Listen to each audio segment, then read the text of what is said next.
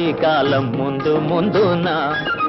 అందరూ సుఖపడాలి నందనందన ఉందిలే మంచి కాలం ముందు ముందున అందరూ సుఖపడాలి నందనందన ఉందిలే మంచి కాలం ముందు ముందున అందరూ సుఖపడాలి నందనందన